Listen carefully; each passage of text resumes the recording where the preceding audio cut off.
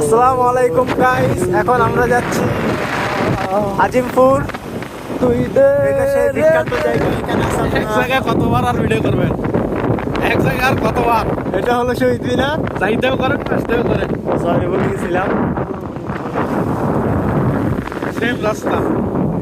Same রাস্তা। ও রে দিল দরিয়া। আমাদের মাঝে এখন গান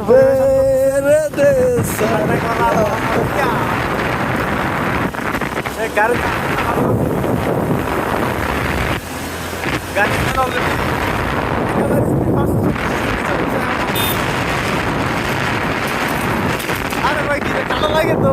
এখানে সামনে একটা ডাইনোসর তো হইলো, ভাই ডাইনোসর চেপে গেল।